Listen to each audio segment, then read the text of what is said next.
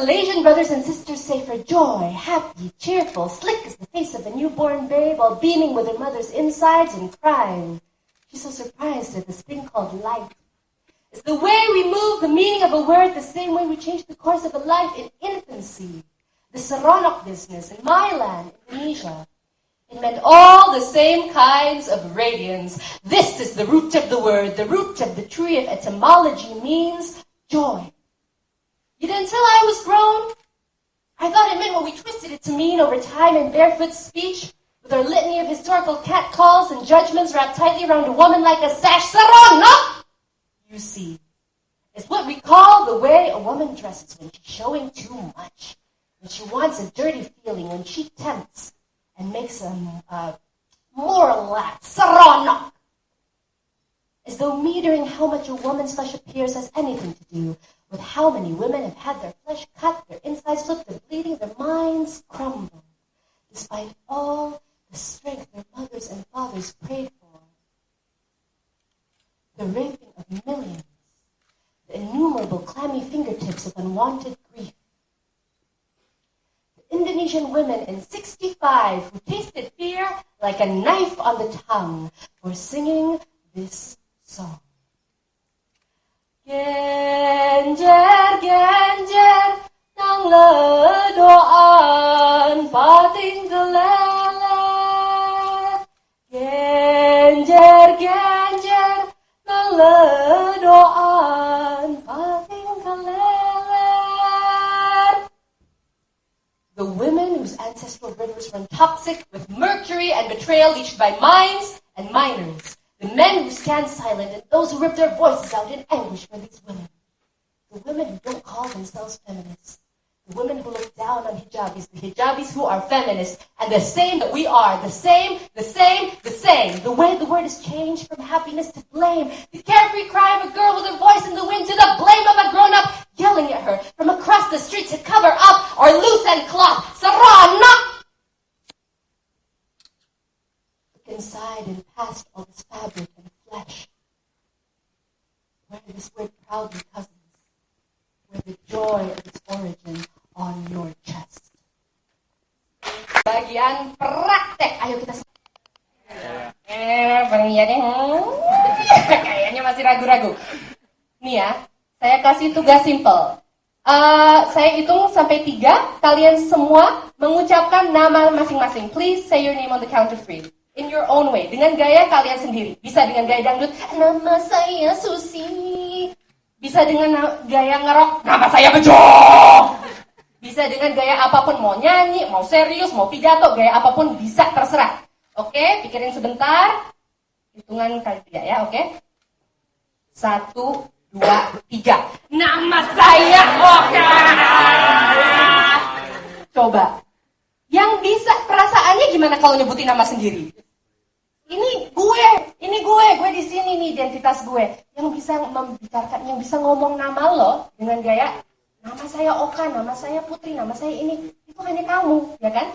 Dan kamu bisa membaca kalimat satu itu aja, nama saya X, dengan beribu-ribu cara yang tidak terbatas. Kadang-kadang kalau kamu lagi sedih, ditanya, Mbak, ini yang plat nomor mobilnya B sekian ini baru ditabrak ya.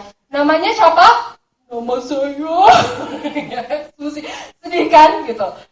Detained without trial under the Internal Security Act for 4 years. And during that time, he continued to write. Next. And one of the things he wrote was, of course he wrote plays, right? He wrote a lot of plays. But he wrote this little nice note to his wife. Imagine spending Chinese New Year in prison. Right? So he wrote a Chinese New Year card to his wife. And basically talking about, even though I'm in prison, but look, life is not bad to me. You know, I can still look out from my window and see this maize plant growing. And the maize plant is going to grow into a fruit. And the fruit can nourish people.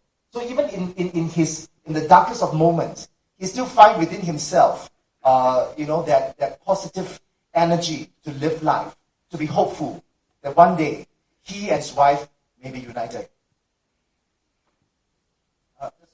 That I did in UBD. UBD is University Brunei Darussalam. It's about visualizing narrative, because I started off as a dancer and a choreographer, and then I went to theatre. which is why, I really appreciated what they did because they were so theatrical. You know what I mean? What you did, the vocalizing, the voice. In fact, this is what I teach. I teach voice. So I would love to invite you guys to come and give a master class, right? Would you like to come to Brunei? We'll think about it. Okay, so basically They are the first participant I meet. They are the lullaby. The first one is the you recite, that is the lullaby, right? Lullaby or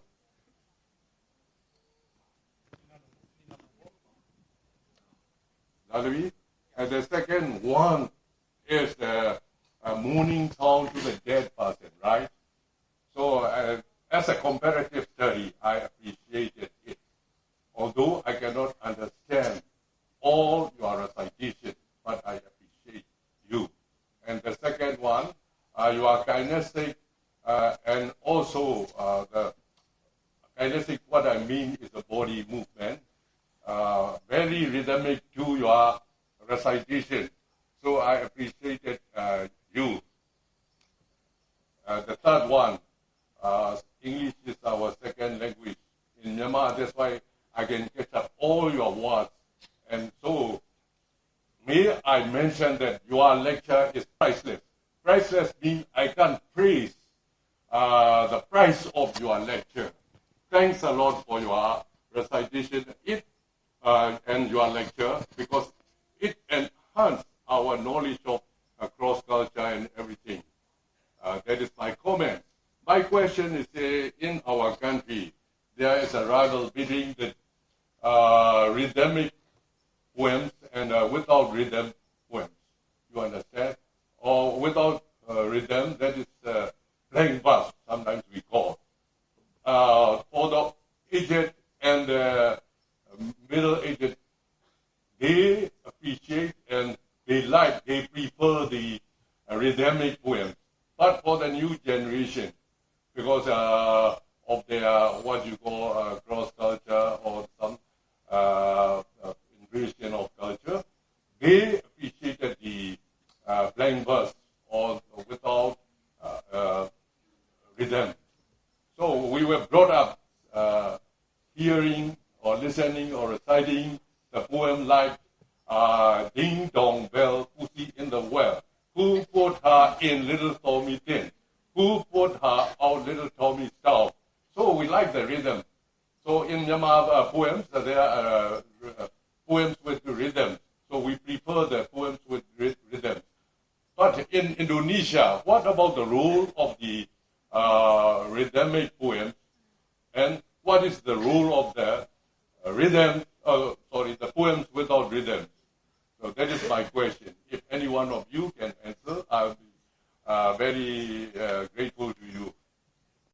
Kalau kita tampil di panggung nih, apa yang berasal dari hati pasti akan lesap ke dalam hati juga.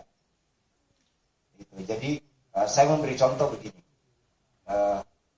Semua pasti tidak akan mengerti arti kata-katanya, bahkan dari yang Makassar pun, karena ini bahasa Makassar yang saya gunakan ini digunakan pada tahun sekitar 1600-an. Jadi anak-anak muda sekarang pun nggak ngerti bahasa Makassar saya ini. Oandi le lompoko naina nu pakajamengan ronu nu pakajamengan genu nu pakatene risesena nu pakatene eandi ehenga. Ehela aina ehela tindro makona ngandile nuna nakuna nuna nakuna.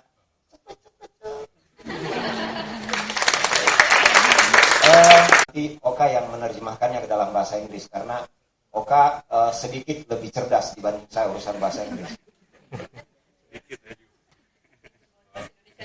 Ya, kalau urusan bahasa Indonesia saya sedikit. Although I cannot understand your Malay language, but your song is very harmonized to my ears. So next time I will learn Malay language and come back again to this. Ya, pasti begitu Pak. Karena musik itu, lagu itu pasti begitu. Bapak nggak mengerti, saya juga nggak mengerti yang apa yang Bapak ngomong.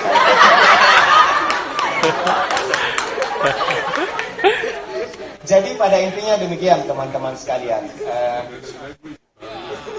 Sebenarnya saya pernah kejadian seperti ini. Saya ingat waktu saya SMA tahun 1990, saya pernah tampil di 4 negara di Eropa, termasuk di Paris, di Spanyol, kemudian di Belgia dan Belanda. Waktu itu masih di SMA. Saya sekolah sama dengan Wiji Tukul, sama-sama di Sekolah Menengah Karawitan Indonesia. Cuma Wiji Tukul di Solo, saya di Makassar, Sulawesi Selatan.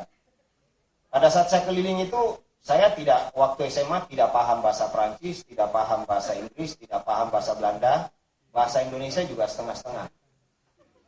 Tapi kalau urusan bahasa Makassar, saya boleh diadu. Sampai tulisan Ilaga Ligo pun masih bisa terbaca oleh saya. Alhamdulillah. Ketika saya tampil di tempat-tempat itu, sama dengan Mister tadi. Nggak ngerti bahasanya. Tapi mereka bilang, apa yang kau sampaikan sampai ke dalam hati saya. Begitulah teman-teman, sampaikan dari hatimu, karena segala yang dari hati akan kembali ke hati. Rimpet atau belibet lah gitu bahasanya, ya gitu. Nah, gimana caranya ketika misalnya kita on stage nih membacakan puisi, terus salah ngomong atau tiba-tiba keselip ngomongannya jadi salah puisi, itu apa yang harus kita lakuin gitu.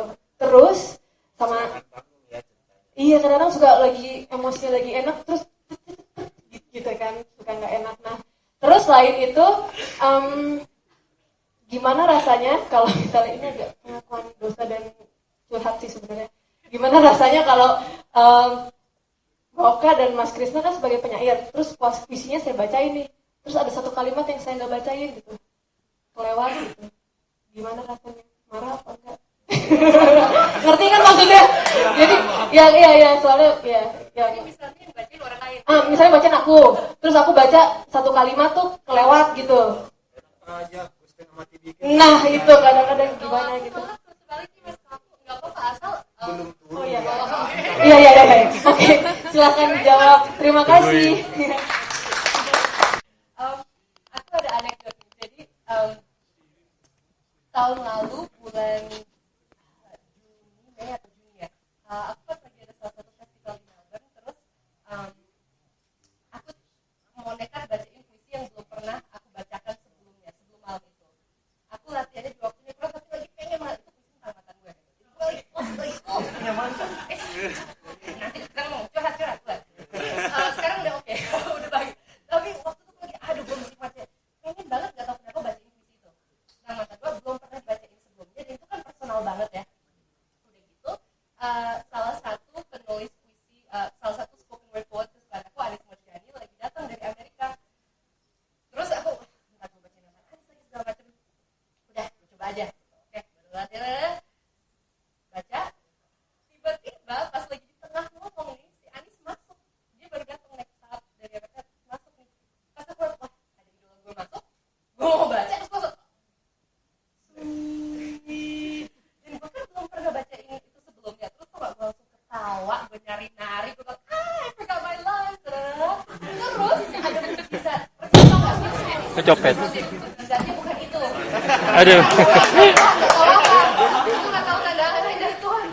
Mudah-mudahan baiknya nggak apa-apa. Tapi tiba-tiba dari kegelapan, nggak tahu kenapa, ruangannya gitu juga ada seorang penonton yang tiba-tiba kalimat terakhir gue tuh dibacain ulang. Dia bilang gitu, who cupped my wings and tapered hands. Nggak tahu kok orang bisa hafal gitu ya. Terus dia bacain itu ke gue, terus gue langsung mulai lagi. Dan malah setelah itu sampai aku waktu itu di Melbourne 2 minggu. Sampai 2 minggu setelah itu aku lagi jalan di mana, manggung di mana, orang tuh datang ke aku dibilang, wow, aku seneng banget loh. Waktu itu baru pertama kali aku lihat orang manggung puisi yang salah, terus dengan kesalahan itu dia membuat puisinya lebih baik. Karena aku otentik gitu, aku kan ketawa, aduh, dan itu orang jadi ngerasa, wah puisi itu personal banget ya buat orang ini gitu. Yang penting benar kata Mas Krisna, asal dari hati. Dan malah waktu itu katanya ada satu seminar tentang kesalahan di dalam performance. Apa yang harus dilakukan juga. Terus ada orang bilang, wah gue ikut seminar itu. Oh disebut-sebutkan. Itu loh perempuan yang waktu itu tahu puisinya seperti apa. Tapi malah dia nari-nari. Terus orang jadi ketawa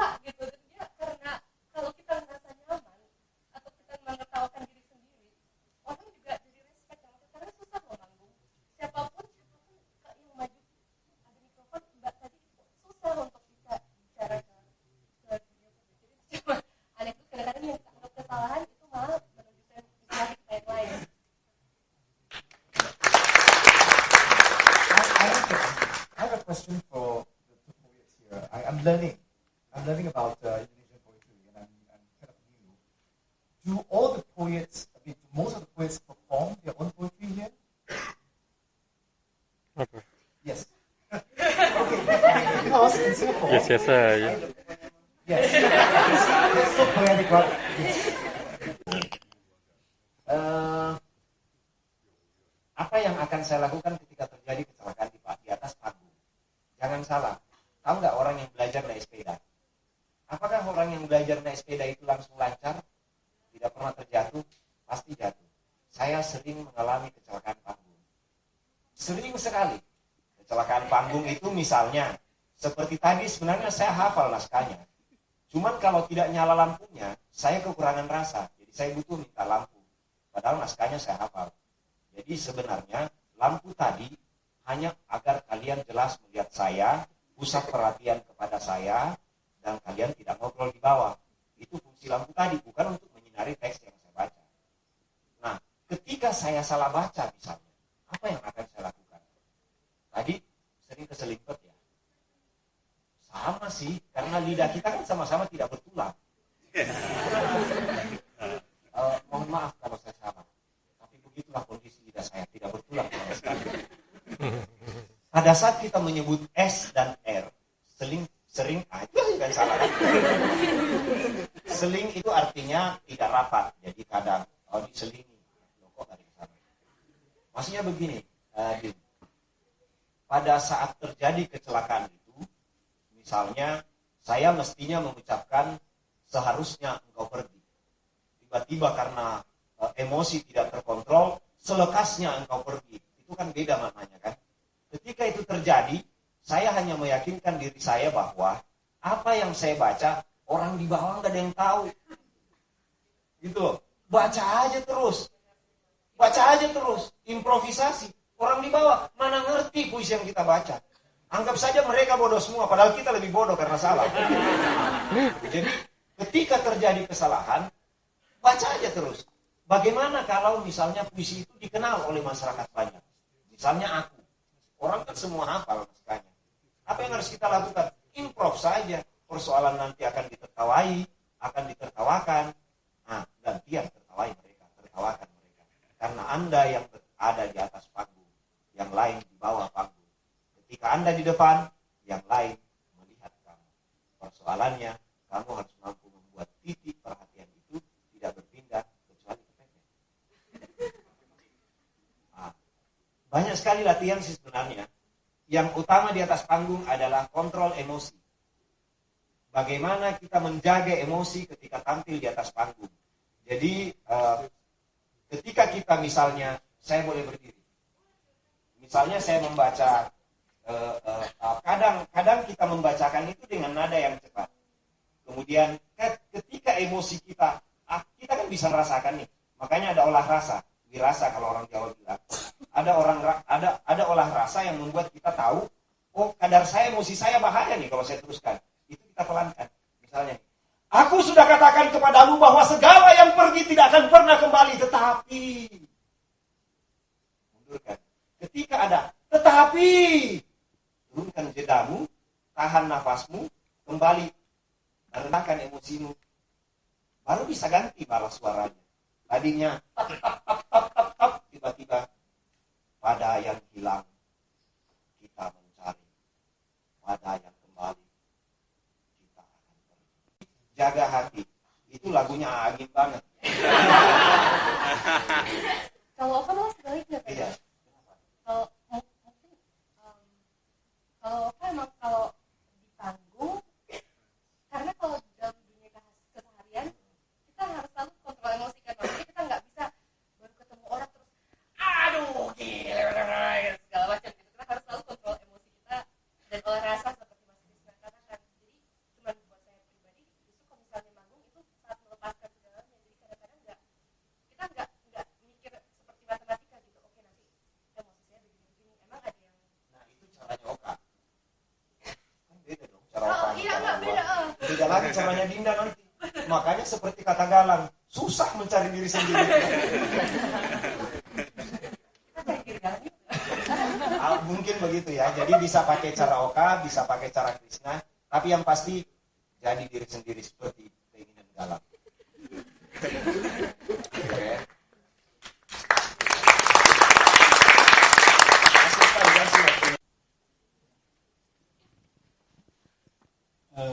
Good afternoon.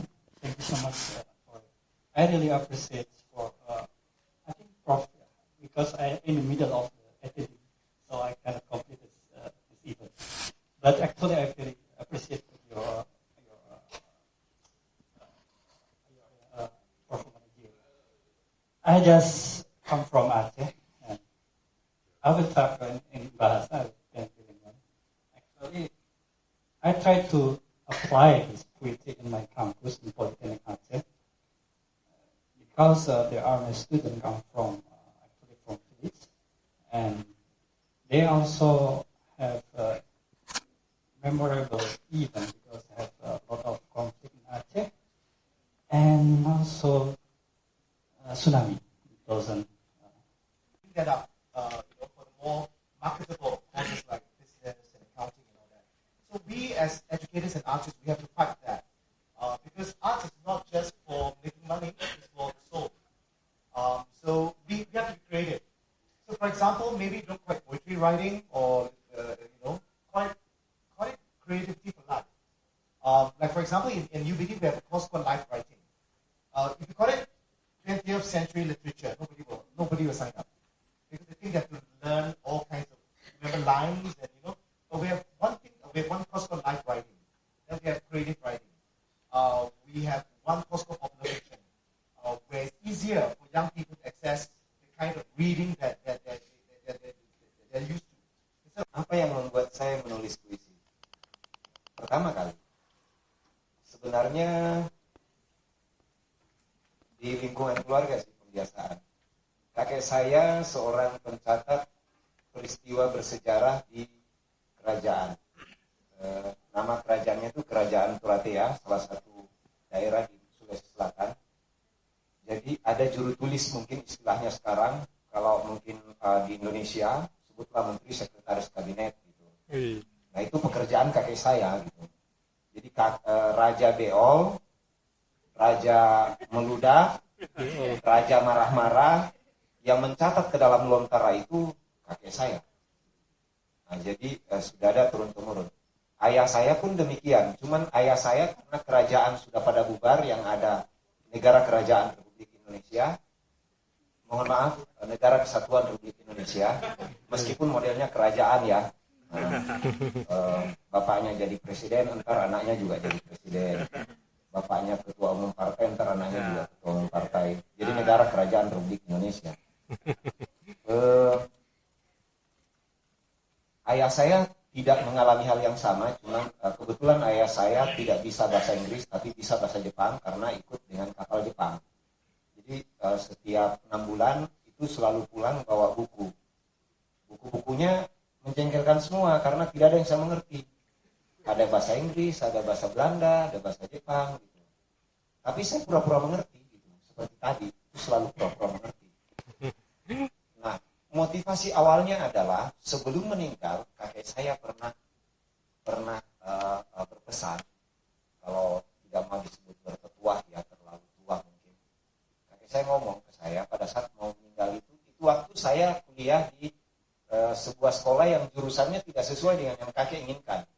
Karena kakek saya ingin saya masuk Unhas mengambil sastra dan bahasa Indonesia.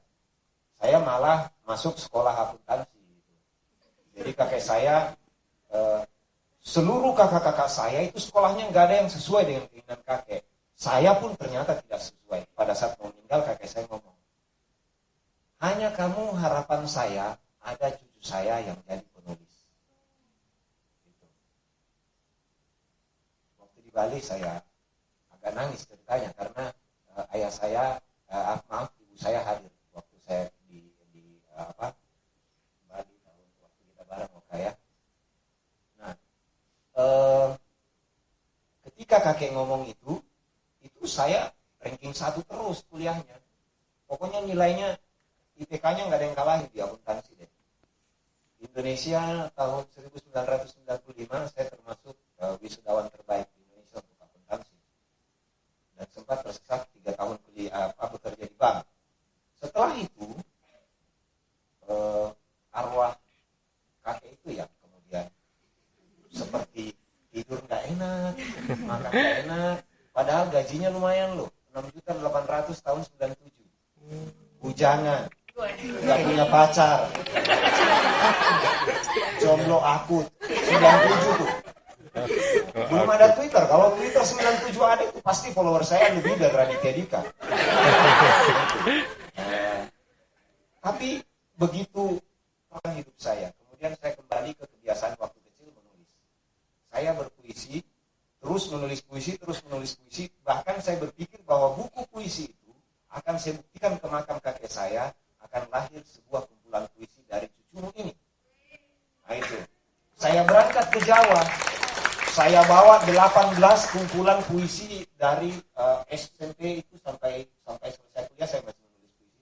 Saya bawa ke Jawa, 8 penerbit yang saya datangi semuanya menolak. Katanya puisi tidak laku di pasar ya, kecuali namanya besar. Ini kan menjengkelkan. Jadi kita harus punya nama dulu, baru bisa diterbitkan kumpulan puisinya. Nah itu 98 kan saya masih gelo-gelonya ya. Masa sih harus punya nama besar? Dari kecil saya dikasih nama sama orang tua. Dianggap belum punya nama gitu. Kamu belum punya nama. Nah, terus apa nama saya selama ini?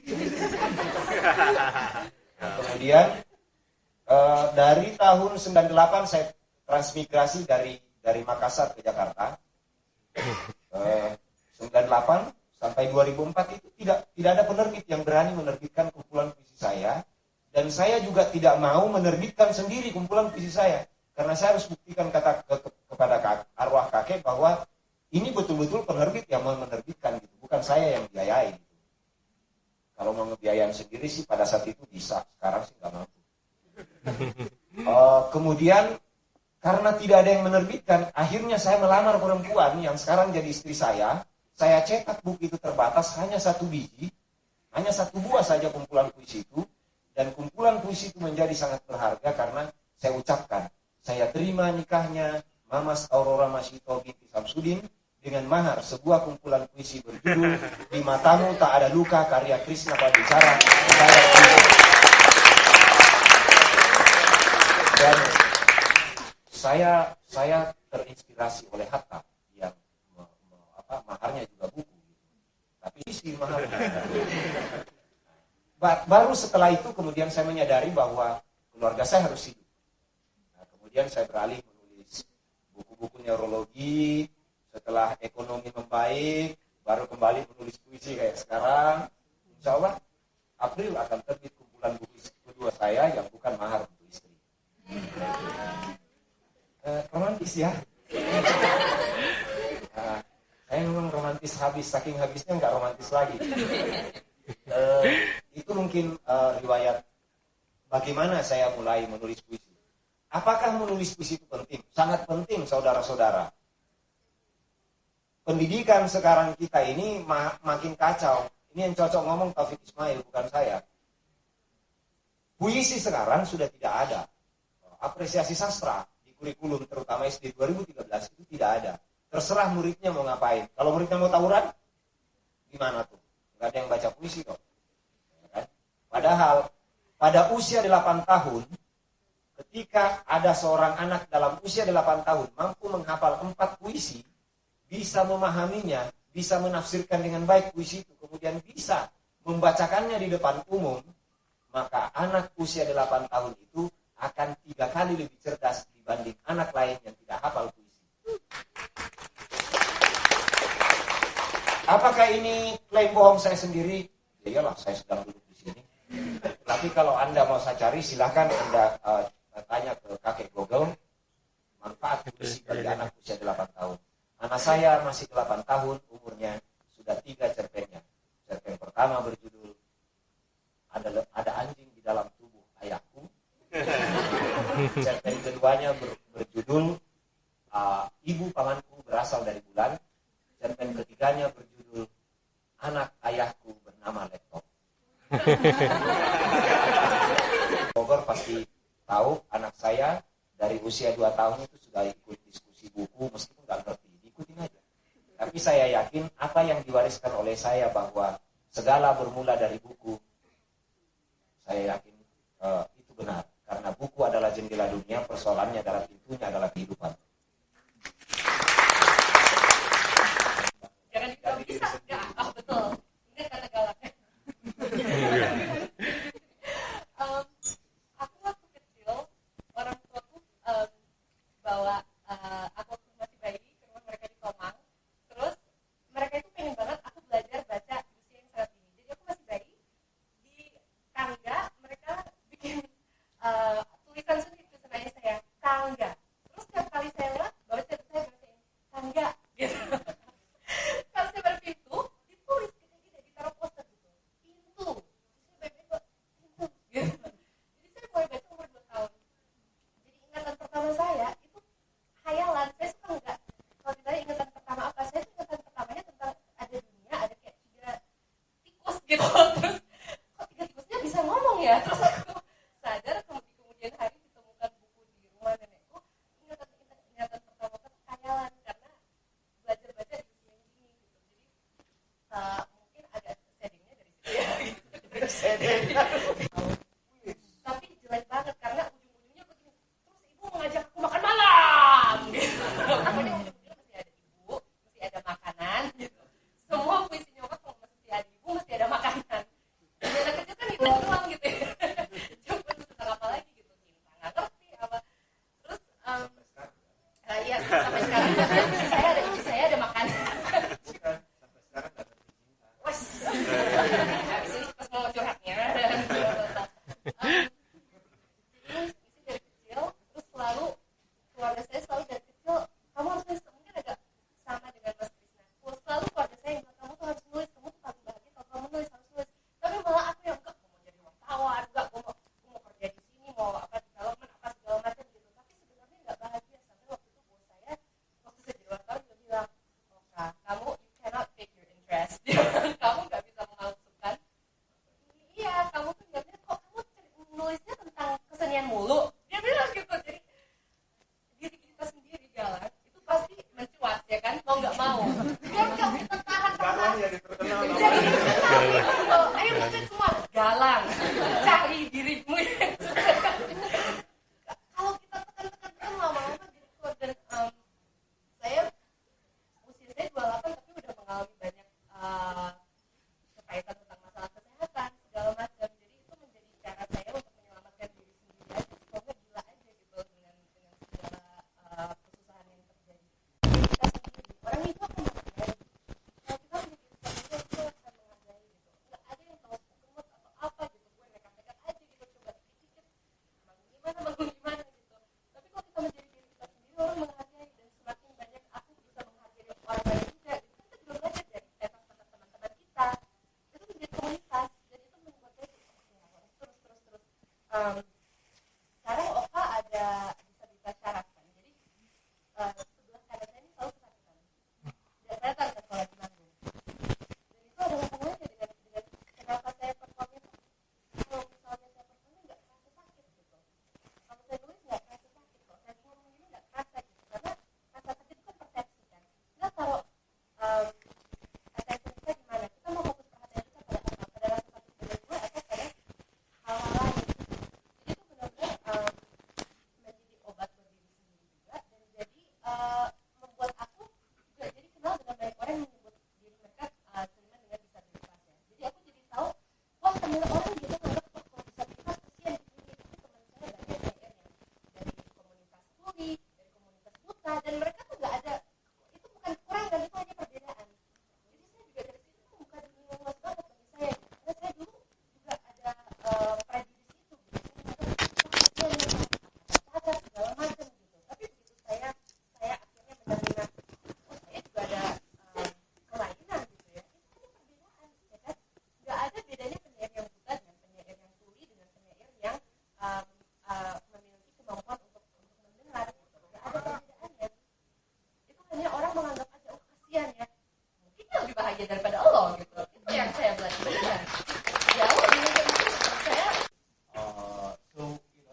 I found in theater kind of an oasis where I can be myself, and I could sort of just a channel for my energies, to be actualized.